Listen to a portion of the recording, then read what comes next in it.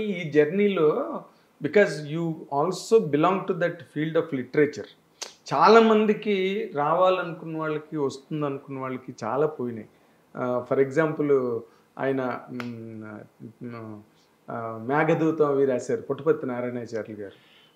అది అది జ్ఞానపీఠ అవార్డు రావాల్సిన ఆయన మళ్ళీ విశ్వనాథ్ సత్యనారాయణ గారు వచ్చిన తర్వాత 30 ఏళ్ళకు 40 ఏళ్ళకు నారాయణ రెడ్డి గారికి వచ్చింది.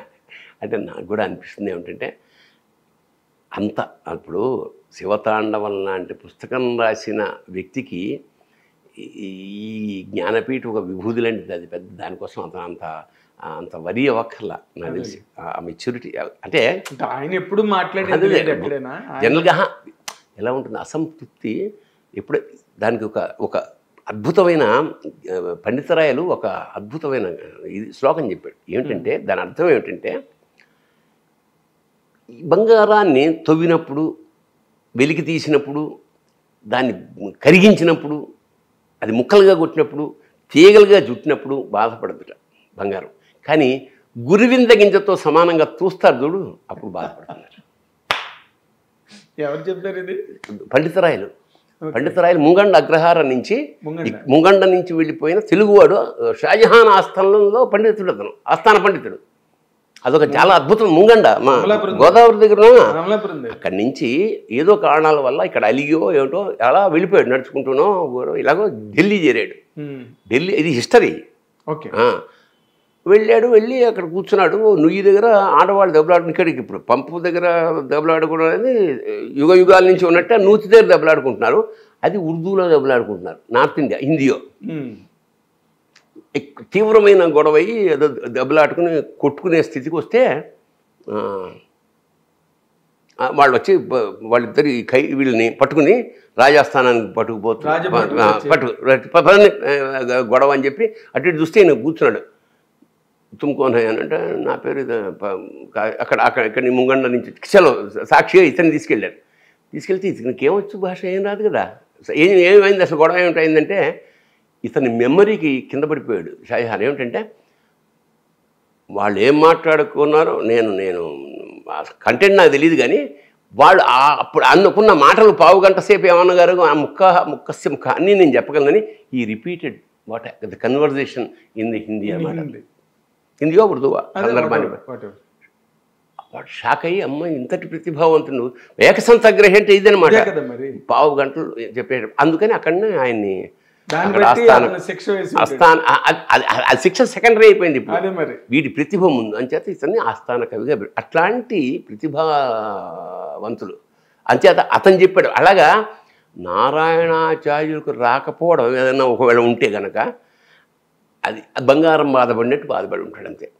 పాప ఆయన బాధపడింది ఎప్పుడు లేదు. ఎందుకంటే వాళ్ళు they belong to that generation. అవును, వాళ్ళకి వచ్చిన రాపోయినా పెద్ద పరకేం పట్టించుకునే ఇది కాదు. అది మనకు ఆ యోగం లేకపోవడం,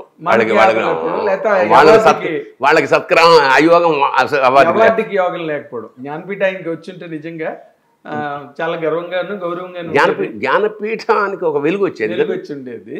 బట్ ఈ అంచేత నేనేమిటంటే నేను ముక్షుని, నాకు అవార్డులు అంటే ఇష్టం లేదు, కిరీట అని నేను అన్న, కానీ రానందుకు అంత బెంగ ఇప్పుడు పడలేదు నేను. ఎందుకంటే ఈ రోజు అవార్డులు, రోజు ప్రైజులు రావడం అనేది ఒక కాంపిటేటివ్ నాటకాల్లో దాదాపు 30-40 ఏళ్ళ నుంచి అది అలా థ్రిల్ ఏమి అనిపించలేదు. అందువల్ల నేను ఎక్కువ బాధపడలేదు అంటున్నాను. ఎగ్జాక్ట్లీ ఇన్ జనరల్గా నీ నాటకాల స్టేజ్ నుంచి తీసుకుంటే ఈ రోజు వరకు కూడా డిఫరెంట్ స్టేజెస్లో different shades of celebrations, different shades of recognition నీకు నువ్వే కట్టబెట్టుకుంటూ వస్తున్నావు. ఎవ్వరూ నీకేం డాక్టరేట్లు ఇవ్వకల్లా రియల్లీ స్పీకింగ్. ఎందుకంటే నీ అంతటి నువ్వు నాటక రచయిత అయ్యావు, నాటక దర్శకుడు అయ్యావు, సినిమా యాక్టర్ అయ్యావు, అన్నీ అయ్యావు. మధ్యలోని ఎక్కడో చిన్న డల్ స్కీమ్ వస్తున్న టైంలో ఆటకథ రాసేవతో విజృంభించేసావు. ప్రపంచం అంతా వేరే భరణి చూశారు.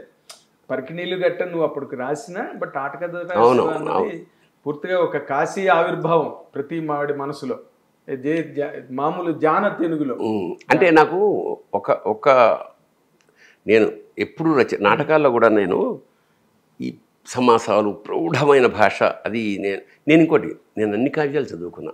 అవును, ఎందుకంటే నేను అన్ని ఇంచుమించు, ఎందుకంటే నాకు ఒక కోరిక ఉండేది, అరే ఇది కనుక నేను చదవకపోతే నెక్స్ట్ జనరేషన్ అసలు చదవదు. ఆ నిధిని పోగొట్టుకోవడం ఎందుకు అని నేను మను చరిత్రం, వసు చరిత్ర మొత్తం సమస్తం అన్నమాట. రాధికా సాంతనం. నేను ముద్దుపళ్ళని కాదు, కాలేజీకి వెళ్ళే రోజుల్లో బస్సులో రాధికా సాంతనం ఇలా ఊగుతూ రాధికా సాంతనం చదువుకుంటూ ఉండేవాడిని. వేరే వాళ్ళు ఎవరో ఇంగ్లీష్ బుక్లు చదువుకుంటారు. అట్లాగే పిచ్చి కూడా వాడికి ఏంటి కావ్యం ఏమిటి. పైగా అక్కడ ఎంఎస్కో పాకెట్ బుక్స్ అర్థాలు ఉండేవి కావు, ఉత్త పద్యమే. అవును, పద్యమే.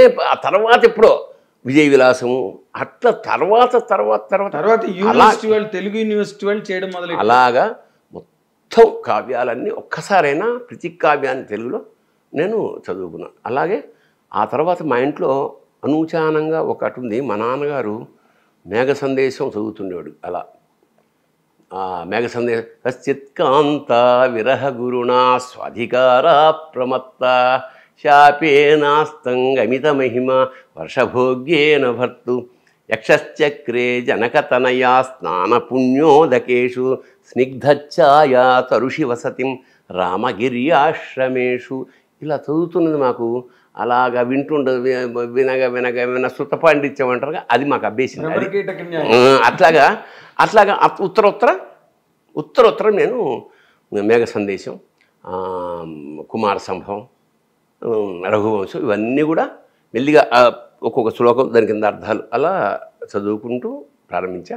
ఇప్పుడు ప్రస్తుతం ఒక అద్భుతమైన, ఇది ఫస్ట్ టైం ఐఎమ్ రివీలింగ్, మేఘ సందేశాన్ని బాగా చదివిన తర్వాత ఇది రావాల్సినంత ప్రాచుర్యం ముఖ్యంగా తెలుగులో రాలేదని నాకు అనిపించి కాఫీ టేబుల్ బుక్ లాంటిది.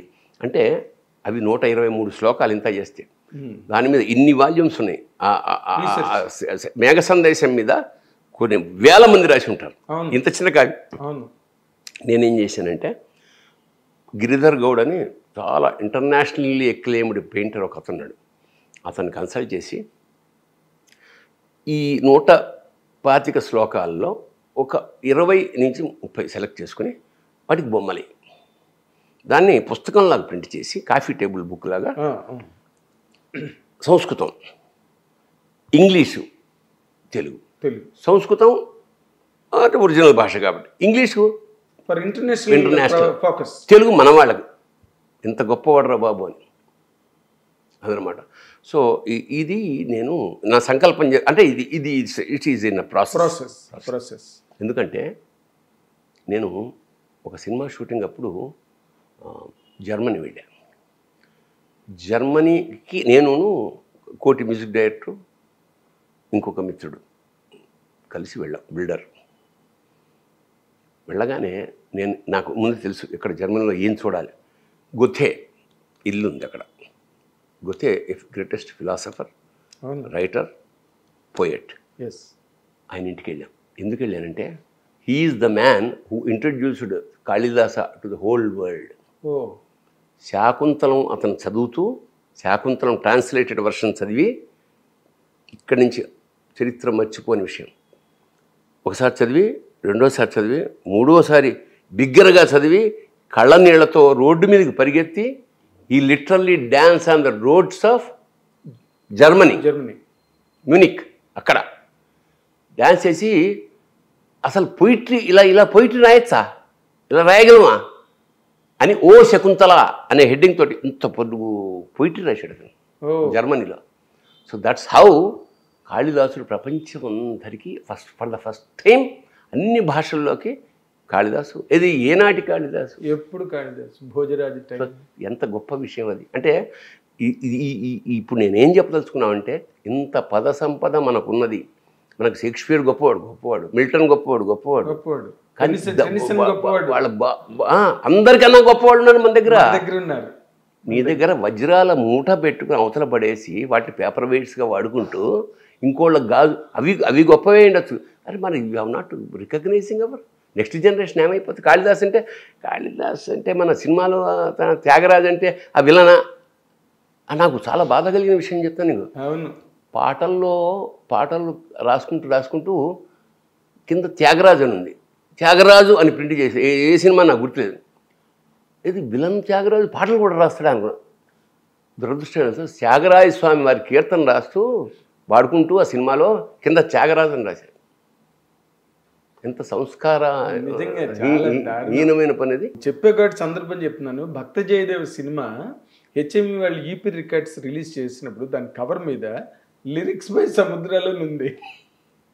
ఆయన రాసింది ఒక్క పాట, నాదు ప్రేమ భాగ్యరాశి నీవే ప్రేయసి, ఈ పాట ఒకటి రాశాడు. తక్షణ పాటలన్నీ అష్టపదులు. నెక్స్ట్ జనరేషన్కి మనం ఈ వైభవం, ఈ సాహిత్యం ఇవన్నీ మిస్ అయిపోతాయేమో అన్న బెంగతోటి నేను ఈ ప్రస్తావన తీసుకొచ్చాను. నేను ముఖ్యంగా నిన్ను అడుగుదాం అనుకున్నది, మా ప్రేక్షకులకి తెలియాల్సింది, నువ్వు డాక్టరేట్ అనేది పెద్ద నీకేమి అది పెద్ద కిరీటం ఏం కాదు in my reckoning or in my sense. ఎందుకంటే నువ్వు అంతకన్నా ఎక్కువే అచీవ్ చేసావు, almost nearest to achieving Padmashri. But అది తెలుగు వాళ్ళకి కష్టం కదా.